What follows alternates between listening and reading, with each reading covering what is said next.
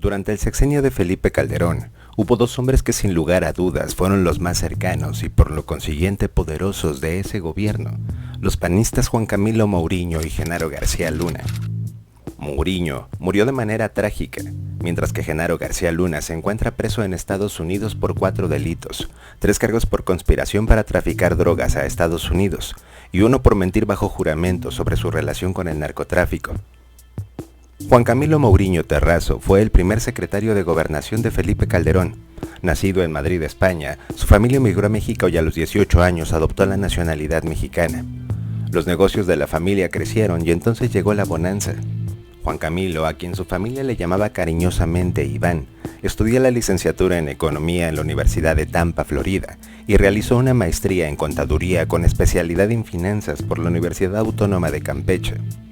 Se casó con María de los Ángeles Escalante en la ciudad de Campeche en 1998. Tuvieron 3 hijos, María, Iván y Juan Camilo. Juan Camilo se involucró en la política, participó en la red Amigos de Fox, en donde recolectó fondos para Vicente Fox.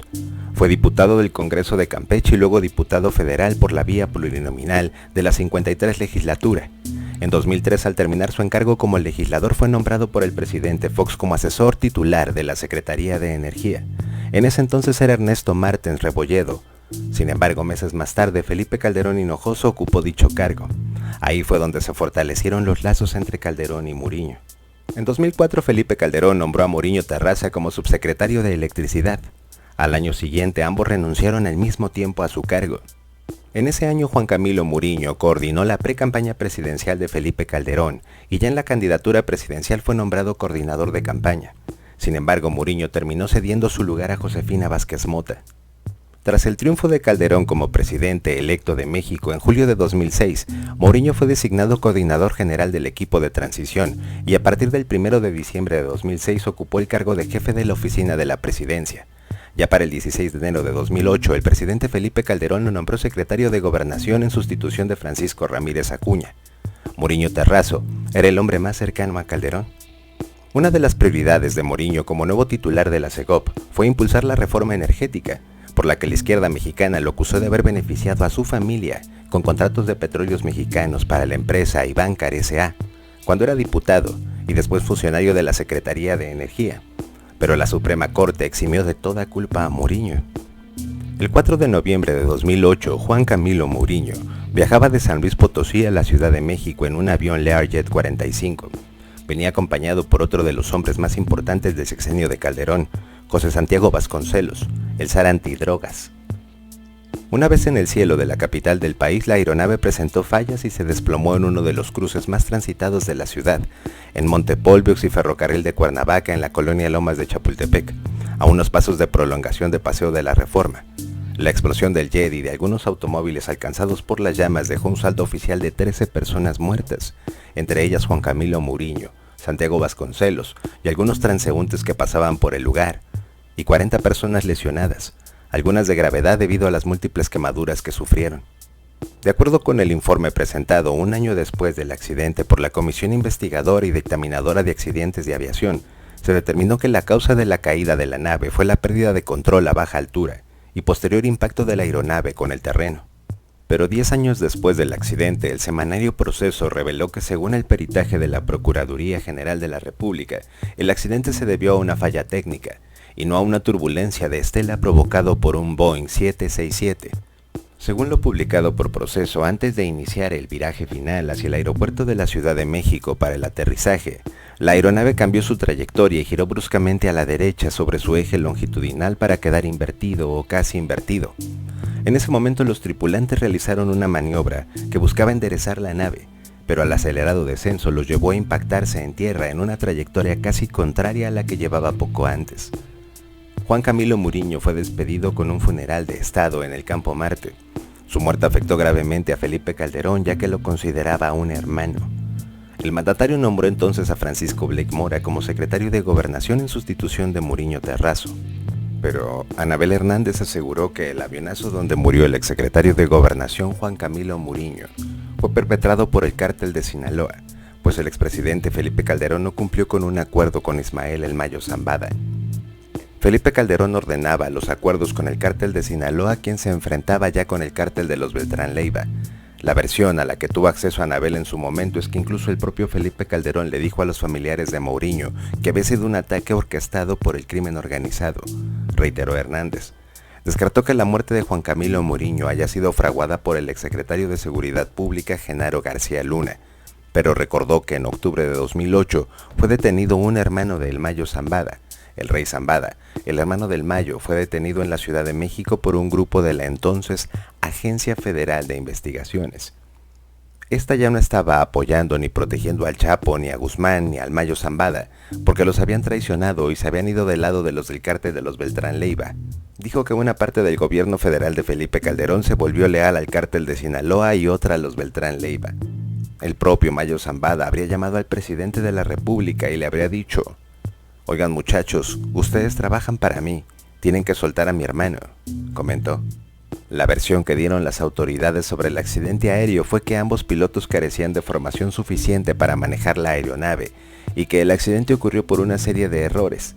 Luis Telles, exsecretario de Comunicaciones y Transportes, reveló que tanto Liva, el piloto, como su copiloto, Álvaro Sánchez Jiménez, contaban con licencia vigente para volar, pero que la investigación había revelado presuntas deficiencias en los procesos de capacitación y certificación de ambos para operar el Learjet. Por el otro lado, la cercanía de Genaro García Luna con Felipe Calderón era conocida por propios y extraños. El entonces presidente siempre defendió a su secretario de Seguridad Pública de las acusaciones públicas y de sus nexos con el narcotráfico. Era el funcionario más poderoso del gobierno. Los vínculos entre ambos datan desde el gobierno de Vicente Fox. El presidente nacido en Guanajuato nombró a García Luna como titular de la Agencia Federal de Investigaciones, la AFI, durante su gobierno. Joaquín El Chapo Guzmán se escapó por primera vez del penal de máxima seguridad de Puente Grande, ubicado en el estado de Jalisco. Desde entonces se hicieron señalamientos en contra del gobierno del exmandatario que aludía a complicidades para permitir la fuga. Fox negó calderónicamente todas las acusaciones. El 9 de diciembre de 2005 ocurrió el caso que en ese momento más expuso a García Luna, el de la captura de Israel Vallarta y su novia la francesa Florence Cassés, señalado como los presuntos líderes de la banda de secuestradores Los Zodiaco. Tiempo después se comprobó que todo se trató de un montaje por parte de García Luna, Televisa y su equipo, entre ellos Luis Cárdenas Palomino. Cassés quedó libre por violaciones al debido proceso, pero Vallarta desafortunadamente aún sigue en prisión. García Luna nunca fue sancionado por estos hechos, y aún con estos antecedentes, una vez que Felipe Calderón ganó la presidencia de la República en 2006, lo nombró su secretario de Seguridad Pública. Desde ahí, Genaro García Luna se volvió el funcionario más cercano al expresidente Felipe Calderón, así como el arquitecto de la llamada guerra contra el narcotráfico. En el 2013, la revista Forbes publicó una lista con los nombres de los mexicanos más corruptos en la que aparecía García Luna. La periodista Dolly Esteves, quien escribió el artículo, lo calificó como el hombre más temido del gabinete de Calderón. A lo largo de todo su sexenio, se destaparon numerosas acusaciones que evidenciaban la relación y protección que García Luna le daba al cártel de Sinaloa. Sin embargo, Calderón lo mantuvo en su cargo. Una de estas acusaciones provino del ahora excomisario de la Policía Federal, Javier Herrera Valles. Él le hizo llegar a Calderón 2 cartas denunciando los vínculos de García Luna con el narcotráfico.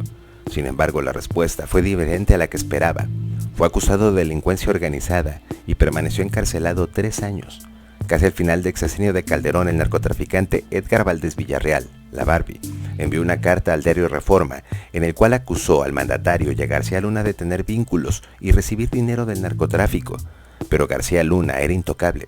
Una vez terminado el sexenio de Felipe Calderón, el llamado superpolicía se fue a vivir a Miami, Florida, en los Estados Unidos, en donde fundó 3 empresas y tenía mansiones de lujo que no correspondían al sueldo que recibió como funcionario federal. Durante el llamado juicio del siglo, en el que el juez Brian Cogan condenó a cadena perpetua a Joaquín El Chapo Guzmán, se reveló que García Luna recibió sobornos millonarios por parte del cártel de Sinaloa para brindarle protección a Jesús Rey Zambada, hermano de Ismael Mayo Zambada. Aseguró haberle entregado a García Luna 2 maletas con 3 y 5 millones de dólares. El pago era para asegurar que apenas llegara a su cargo como secretario en el gobierno del presidente Felipe Calderón, nombrara a un jefe de la policía en Culiacán que fuera aliado al cártel de Sinaloa. Además, Jesús Zambada reveló que García Luna se quedó con al menos 50 millones de dólares por parte de otros grupos de narcotraficantes para garantizar su seguridad. De acuerdo con Anabel Hernández, Vicente Zambada Niebla, alias el Vicentillo, reveló la forma en la que operaba la Policía Federal, que dependía de la Secretaría de Seguridad Pública, cuyo titular era Genaro García Luna. Según lo relatado por el Vicentillo, y que quedó plasmado en el libro El Traidor, Genaro García Luna convirtió a muchos de los policías federales en gatilleros al servicio del Mayo y el Chapo, pero también comenzaron a comprarle droga, por lo que los uniformados se convirtieron en traficantes.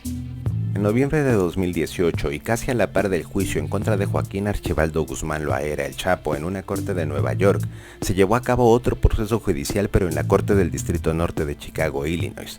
Ahí se procesaba al excomandante de la Policía Federal Iván Reyes Arzate, arrestado por las autoridades de Estados Unidos en abril de 2017 y acusado de colaborar con el cártel de Sinaloa y los Beltrán Leiva.